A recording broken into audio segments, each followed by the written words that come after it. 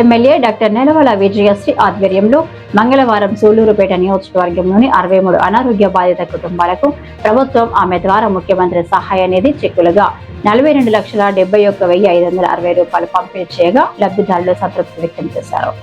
ప్రభుత్వం ఎంతో కొంత సహాయం చేసి కొంచెం అందరినీ ఆదుకున్నారు. మరి ఇది ఎప్పుడు కూడా గత ప్రభుత్వంలో సీఎంఆర్ పట్టిన అసలు ఎవరికి ఇచ్చేది ఎక్కడ కూడా తెలియకుండా పరిస్థితి ఉంది. మరి ఈరోజు మన ఎమ్మెల్యే గారు కానీ సీఎంఆర్ మరి రుణం మీద ఎప్పుడు కూడా దానికి ఇంట్రెస్ట్ చూపించి మరి మనకి అమలు చేస్తున్నారు. 2019లో కూడా చంద్రబాబు నాయుడు గారు ముఖ్యమంత్రిగా ఉన్నప్పుడు 1,500 కోట్ల రూపాయలు ఈ సీఎంఆర్ఎఫ్ చెక్కుల ద్వారా ప్రజలకి అందించడం జరిగింది.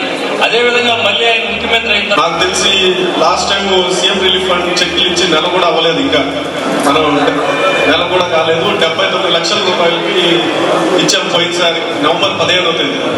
కరెక్ట్ గా నెల కూడా తిరగక ముందే మళ్ళీ సీఎం రిలీఫ్ ఫండ్ చెక్లు ఇస్తున్నారు. నాకే ఆశ్చర్యం కలిగిస్తున్నారు మన ఎమ్మెల్యే గారు ఇన్ని ఫండ్స్ ఎలా తీసుకొస్తున్నారు. ఒక పక్క అభివృద్ధి, ఒక పక్క సంక్షేమం, పేదలకి హాస్పిటల్ బిల్స్ కోసం వాళ్ళకి సీఎం రిలీఫ్ ఫండ్స్ ఇవ్వడం అంటేనేమి, అదే రైతన్న మీకోసం అని ఒక ప్రోగ్రాం తిరుగుతున్నారు, అన్నదాత సుఖీభవ అని రకరకాల కార్యక్రమాలతో ఎప్పుడు బిజీగా ఉంటే పైన చంద్రబాబు నాయుడు గారు, పవన్ కళ్యాణ్ గారు, లోకేష్ గారు ఎంత బిజీగా వాళ్ళు విశ్రాంతి లేకుండా పనిచేస్తున్నారో వాళ్ళ స్ఫూర్తితో మన ఎమ్మెల్యే గారు కూడా మనకి ఇక్కడ పనిచేస్తూ మీకు అందరికీ మంచి చేస్తున్నారు.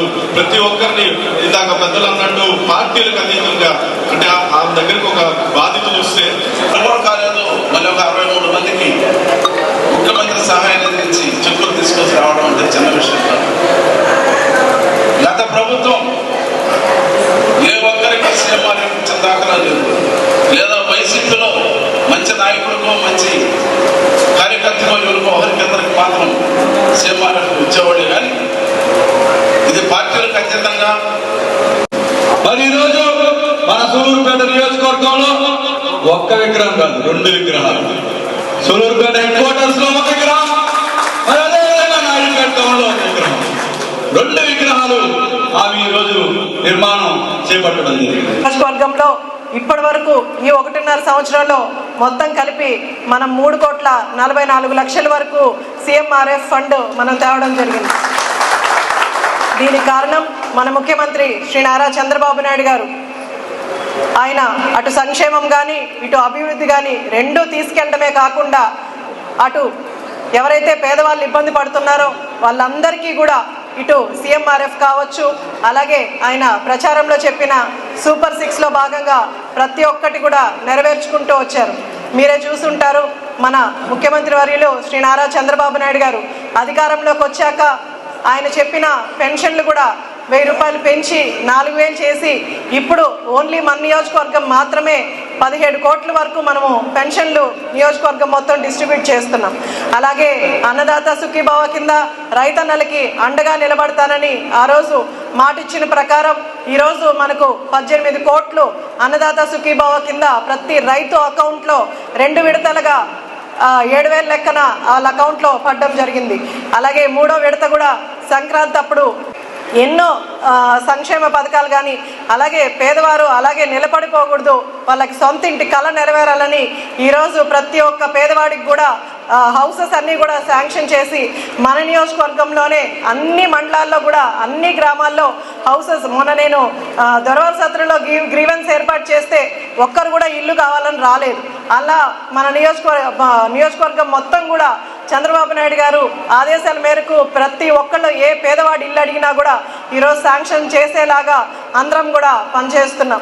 ఇలాగా ప్రతి ఒక్కటి కూడా పేదవాడికి అండగా నిలబడుతూ చంద్రబాబు నాయుడు గారు ముందుకెళ్తున్నారు. ఆయన ఆదేశాల మేరకే ఈరోజు సీఎంఆర్ఎఫ్ కూడా పేదవాడు మా ఇంటికి వచ్చి వాళ్ళు ఆర్థికంగా నష్టపోయిన వాళ్ళు వచ్చి ఈరోజు బిల్స్ అందిస్తే వాళ్ళందరికీ కూడా సీఎంఆర్ఎఫ్ పెట్టి పార్టీలకు అతీతంగా మన ఇంటికి వచ్చిన ప్రతి ఒక్కరికి కూడా సీఎంఆర్ఎఫ్ ఈరోజు చెక్కులు అందజేస్తున్నాం. లబ్ధిదారులందరూ కూడా ఈ విషయాన్ని గుర్తుపెట్టుకోవాలి. మంచి నాయకుడు రాష్ట్రంలో ఉంటే ఎంత అభివృద్ధి చెందుతుందో, లేదా పేదవాడికి ఎంత సహాయం పొందుతారో, లేదా పేదవాడు ఎంత సుఖంగా ఉంటాడో అందరూ కూడా ఆలోచించాలి. చుట్టుపక్కల వాళ్ళకు కూడా చెప్తే వాళ్ళకి సహాయ నిధి కావాలన్నా మన దాకా వస్తారు. అలాగే ఒక మంచి నాయకుడు రాష్ట్రంలో కంటిన్యూస్గా ఉంటేనే అభివృద్ధి చెందుతుంది. ఎందుకంటే గతంలో మీరు చూశారు 5 సంవత్సరాలు కష్టపడి చంద్రబాబు నాయుడు గారు రాష్ట్రాన్ని ఒక గాడిలో పెట్టిన తర్వాత మళ్ళీ వైసీపీ ప్రభుత్వం వచ్చి అన్నీ కూడా పేదవాళ్ళకి అందాల్సిన పెన్షన్లు తెలుగుదేశం అని తెలిస్తే వాళ్ళ పెన్షన్లు తీసేసిన పరిస్థితి చూసాం. హౌసులు శాంక్షన్ చేస్తుంటే అవన్నీ క్యాన్సిల్ చేసిన పరిస్థితులు చూసాం. వాళ్ళు ఎప్పుడు కూడా పార్టీకి ఇంపార్టెన్స్ ఇస్తారు కానీ పేదవాడికి ఇంపార్టెన్స్ ఇవ్వరు. అది మనకు గత ప్రభుత్వంలో చూసాము.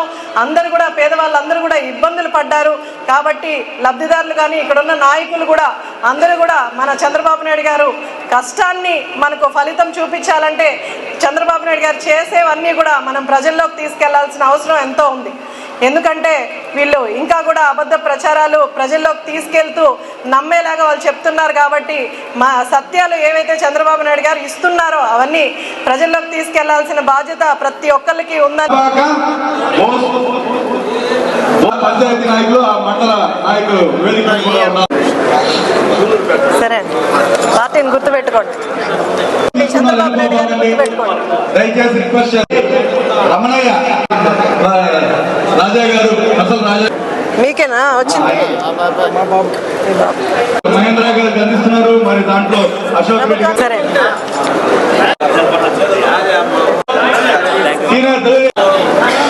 గారిని గుర్తుపెట్టుకో, పట్టుకోండి, చెక్ పట్టుకోండి. సరే ప్రభుత్వాన్ని చంద్రబాబు నాయుడు గారిని గుర్తుపెట్టుకోండి. మరి హరిప్రసాద్ మన చంద్రబాబు నాయుడు గారిని, మన ఎమ్మెల్యేని గుర్తుపెట్టుకోవాలి. ప్రభుత్వాన్ని గుర్తుపెట్టుకోవాలి, చంద్రబాబు నాయుడు గారిని గుర్తుపెట్టుకోవాలి. 56 మరి ఇదేనా గుర్తుపెట్టుకోండి, పట్టుకోండి. చెట్టు సుబ్రహ్మణ్యం 45,700 రూపాయలు. పట్టుకోండి.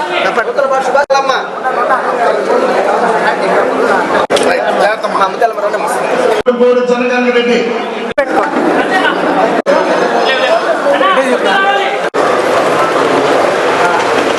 చంద్రబాబు గారి నాయకత్వం, చంద్రబాబు గారి నాయకత్వం, చంద్రబాబు గారి నాయకత్వం.